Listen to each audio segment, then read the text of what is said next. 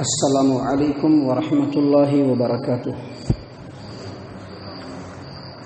اعوذ باللہ من الشیطان الرجیم، بسم اللہ الرحمن الرحیم۔ فی الدنیا والآخرہ ویسألونک عن الیتامی قل اصلاح لهم خیر وإن تخالطوهم فإخوانکم واللہ یعلم المفسد من المصلح ولو شاء اللہ لأعنتکم ان اللہ عزیز حکیم۔ دنیا اور آخرت میں اور وہ لوگ اے محمد صلی اللہ علیہ وسلم آپ سے یتیموں کے بارے میں پوچھتے ہیں، آپ ان سے کہیے کہ یتیموں کی اصلاح کا کام بہت بہتر اور خیر کا کام ہے۔ وَإِن تُخَالِطُوهُمْ فَإِخْوَانُكُمْ، اور اگر تم اپنے کھانے اور خرچے کو ان کے کھانے اور خرچے کے ساتھ ملا کر کے رکھتے ہو تو تم لوگ ان کے بھائی ہو، اور اللہ تبارک و تعالیٰ جانتا ہے کہ کون خرابی کی نیت رکھتا ہے اور کون اصلاح کرنا چاہتا ہے، اور اگر اللہ تبارک و تعالیٰ چاہے تو تم لوگوں کو پریشانی میں ڈال دے۔ بے شک اللہ تبارک و تعالیٰ ہر چیز کے اوپر غالب ہے، حکمت والا ہے۔ محترم سامعین کرام، یہ سورۃ البقرہ ہے، سورۃ البقرہ سورہ نمبر 2، اور اسی سورت سے ابھی آپ کے سامنے آیت نمبر 220 تلاوت کی گئی، اور اسی آیت کریمہ کا ترجمہ بھی آپ کے سامنے پیش کیا گیا۔ آپ نے غور کیا ہوگا آیت کریمہ کے آغاز میں ہی اس کا ترجمہ میں نے کیا فی الدنیا والآخرہ، یعنی دنیا اور آخرت میں۔ اس کا مطلب یہ ہے کہ دنیا اور آخرت کی باتوں میں، اور فی الدنیا والآخرہ کا جو تعلق ہے وہ پچھلی آیت کریمہ سے ہے۔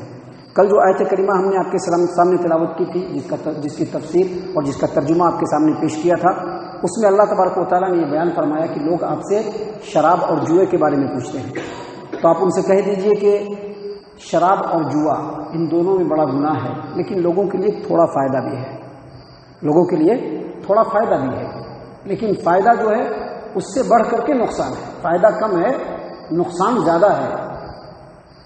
تو اسی چیز کے پس منظر میں اللہ تبارک و تعالیٰ نے اسی آیت کریمہ کے آخر میں کہا کذالک یبین اللہ لکم الآیات لعلکم تتفکرون فی الدنیا والآخرہ، یعنی اسی طرح سے اللہ تبارک و تعالیٰ اپنے آیات کو کھول کر کے تمہارے سامنے بیان فرماتا ہے تاکہ تم دنیا اور آخرت دونوں کی باتوں پر غور کرو۔ یعنی یہ جو شراب ہے یا پھر یہ جو جوا ہے، اس میں دنیاوی اعتبار سے تو فائدہ ہے۔ اب شراب کا کاروبار کر لے گا تو کتنا فائدہ ہے، لاک ڈاؤن میں بھی چل رہا ہے، جتنا ڈاکٹر کے یہاں کیوں نہیں اتنا شراب خانے میں کیوں دکھتا ہے، صبح سے ہی کیوں دکھ جاتا ہے، خوب پیسے کماتے ہیں۔ اسی طرح سے جوا میں بھی آدمی 10,000 لگاتا ہے تو 10 کروڑ جیت لیتا ہے۔ تو کہا کہ دنیاوی فائدہ تو ضرور ہے، لیکن آخرت میں اس کا بڑا نقصان ہے۔ اسی لیے اللہ نے فرمایا کہ اللہ تبارک و تعالیٰ جس طرح سے اپنے احکام کو کھول کر کے بیان کرتا ہے، ویسے ہی اپنے وعد و وعید کو بھی کھول کر کے بیان کرتا ہے تاکہ دنیا اور آخرت دونوں کی باتوں پر تم غور کرو۔ اور حافظ ابو جعفر ابن جریر طبری رحمہ اللہ نے تفسیر الطبری کے اندر علی ابن ابی طلحہ سے اور وہ عبداللہ ابن عباس رضی اللہ عنہما سے روایت کرتے ہیں کہ اس آیت کریمہ کے اس آخری ٹکڑے کا مطلب یہ ہے کہ تم جان لو کہ دنیا ختم ہو جانے والی ہے، یہاں کا کتنا بھی فائدہ ہو وہ کچھ بھی نہیں ہے، اور آخرت ہمیشہ رہنے والی ہے، وہاں کا فائدہ اصل میں بڑی چیز ہے۔ اسی لیے شراب اور جوئے کے معاملے میں آخرت کے اوپر نظر ہونی چاہیے، دنیا کے اوپر نظر نہیں ہونی چاہیے۔ محترم سامعین کرام، آگے اللہ تبارک و تعالیٰ نے فرمایا وَيَسْأَلُونَكَ عَنِ الْيَتَامَى، لوگ آپ سے یتیموں کے بارے میں پوچھتے ہیں، قل آپ کہہ دیجئے اصلاح لهم خیر، ان کی اصلاح، ان کے حالت کی اصلاح یہ بہت بہتر کام ہے، خیر والا کام ہے۔ آگے اللہ تبارک و تعالیٰ نے فرمایا وَإِن تُخَالِطُوهُمْ فَإِخْوَانُكُمْ فِي الدِّينِ فَإِخْوَانُكُمْ وَإِن تُخَالِطُوهُمْ فَإِخْوَانُكُمْ، اگر تم اپنے مال کو یعنی کھانے پینے کی چیزوں کو ان کے کھانے پینے کی چیزوں کے ساتھ ملا کر کے رکھتے ہو تو وہ تمہارے بھائی ہیں۔ اور آگے اللہ تبارک و تعالیٰ نے مزید فرمایا وَاللَّهُ يَعْلَمُ الْمُفْسِدَ مِنَ الْمُصْلِحِ، اور اللہ تبارک و تعالیٰ جانتا ہے کہ کون فساد کرنے والا ہے، کون اصلاح کرنے والا ہے۔ وَلَوْ شَاءَ اللَّهُ لَأَعْنَتْكُمْ، اگر اللہ چاہتا تو تم کو تنگی میں ڈال دیتا، تکلیف میں ڈال دیتا۔ بے شک اللہ تبارک و تعالیٰ ہر چیز کے اوپر غالب اور حکمت والا ہے۔ یہ جو آیت کریمہ ہے اس کی تفسیر میں حافظ ابو جعفر ابن جریر طبری رحمہ اللہ نے تفسیر الطبری کے اندر عبداللہ ابن عباس رضی اللہ عنہما سے روایت کیا، اور بالکل اسی روایت کو امام ابو داؤد نے سنن ابی داؤد کتاب الوصایا باب مخالطت الیتیم فی الطعام حدیث نمبر 2871، اور اس کے علاوہ امام نسائی نے سنن نسائی نے امام حاکم نے اپنی المستدرک علی الصحیحین کے اندر روایت نقل کیا کہ اللہ تبارک و تعالیٰ نے قرآن کریم کے اندر آیت نازل فرمائی. کیا نازل فرمائی؟ ولا تقربوا مال الیتیم الا بالتی ہی احسن. دیکھو یتیم کے مال کے پاس مت جانا، یعنی اس میں ٹچ نہیں کرنا، لیکن اچھے انداز میں. الا بالتی ہی احسن، اچھے انداز میں، اچھے طریقے سے. اور ایک اور آیت نازل فرمائی اللہ تبارک و تعالیٰ نے ان الذین یأکلون اموال الیتامی ظلما انما یأکلون فی بطونہم نارا وسیصلون سعیرا. بے شک وہ لوگ جو یتیموں کا مال ظلم کے طور پر کھاتے ہیں وہ اپنے پیٹ میں انگارے بھرتے ہیں اور عنقریب وہ جہنم کے اندر داخل ہوں گے. جب یہ دو آیات نازل ہوئی تو صحابہ کرام میں جن لوگوں کے پاس یتیم بچے تھے، جن کی وہ پرورش کر رہے تھے، جن کی وہ دیکھ بھال کر رہے تھے صحابہ کرام، انہوں نے یتیم کے مال کو الگ کر دیا تاکہ نہیں ان کے کھانے کو ملا کر کے نہیں کھائیں گے، کیونکہ کھائیں گے تو بہت بری بات ہے. اللہ نے کہا کہ جہنم میں پیٹ کی آگ بھرنا ہے، لہذا ہم ان کے مال کو اپنے مال کے ساتھ ملا نہیں سکتے. انہوں نے اپنا کھانا الگ کر لیا، یتیموں کا کھانا الگ کر لیا. اب یتیموں کا جو کھانا بنتا جتنا کھاتا جتنا بچ جاتا سنبھال کر کے رکھ دیتے. ہونا تو یتیم ہی کھاتا اور نہیں تو وہ مال خراب ہو جاتا تھا. یہ باتیں بھی صحابہ کرام کو ذرا ناگوار گزری کہ کھانا برباد ہو رہا ہے. نبی صلی اللہ علیہ وسلم کے پاس گئے، تمام باتوں کا ذکر کیا تو اللہ تبارک و تعالیٰ نے یہ آیت کریمہ نازل فرمائی کہ ان کی اصلاح کرنا اچھی بات ہے.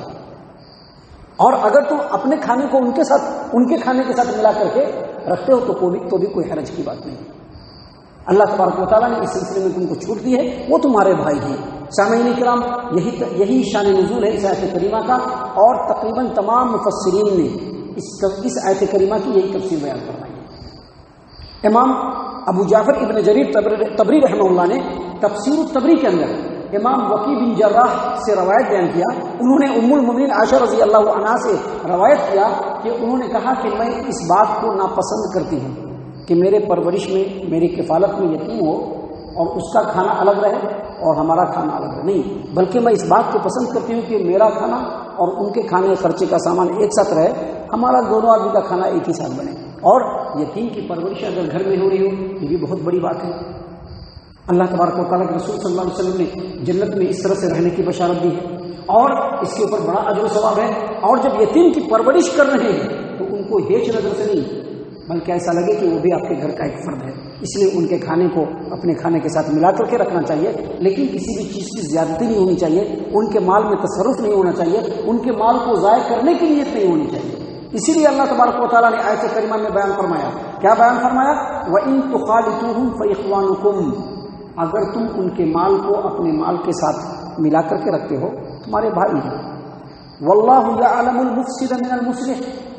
کون بگاڑ کی نیت رکھتا ہے، یعنی کون یتیم کا مال ہڑپ کر کے کھا جانا چاہتا ہے اور کون یتیم کی اصلاح کرنا چاہتا ہے، اللہ تبارک و تعالیٰ خوب جانتا ہے، خوب جانتا ہے اللہ تبارک و تعالیٰ. اور آگے اللہ تبارک و تعالیٰ نے فرمایا وَلَوْ شَاءَ اللَّهُ لَأَعْنَتَكُمْ. اگر اللہ تبارک و تعالیٰ چاہتا تو تم کو تکلیف میں ڈال دیتا، تنگی میں ڈال دیتا، لیکن اس نے تمہارے ساتھ آسانی کی. اللہ تبارک و تعالیٰ تنگی میں ڈال دیتا. کیوں؟ کیونکہ اللہ ہر چیز کے اوپر غالب ہے.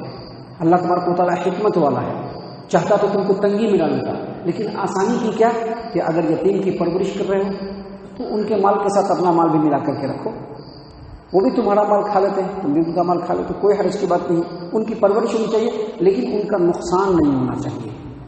اسی لیے اللہ نے فرمایا قرآن کریم کے اندر سورہ انعام اور سورہ بنی اسرائیل میں کہ وَلَا تَقْرَبُوا مَالَ الْيَتِيمِ إِلَّا بِالَّتِي هِيَ أَحْسَنُ. دیکھو یتیم کے مال کے پاس بھی مت جانا مگر اچھے انداز میں، یعنی اس کی اصلاح مقصود ہو، اس کی حفاظت مقصود ہو، ایک ساتھ رہنا مقصود ہو تو پھر ان کے مال کے قریب جا سکتے ہو، وگرنہ ان کے مال کے قریب بھی نہیں جانا. سامعین کرام، اس صورت کے اندر ابھی آگے اور بھی بہت سارے احکام ہیں جو اللہ تبارک و تعالیٰ نے خالص ہم مسلمانوں کے لیے نازل فرمائے ہیں. اللہ تبارک و تعالیٰ سے دعا ہے کہ اللہ تعالیٰ ہم تمام کو ان تمام باتوں کے اوپر خوب غور و فکر اور تدبر کرنے کی توفیق عنایت فرمائے. اللہ تبارک و تعالیٰ ہم تمام کو صحیح معنوں میں پکا سچا مومن مسلمان بنائے. اللہ اور اس کے رسول صلی اللہ علیہ وسلم کی اطاعت و فرما برداری کرنے والا بنائے. صحابہ کرام رضی اللہ عنہم کے طریقے پر چلنے والا بنائے. جنت الفردوس میں جگہ عطا فرمائے. اے اللہ ہم تمام کو جہنم سے پناہ دے. اے رب العالمین ہم تمام کو جہنم سے پناہ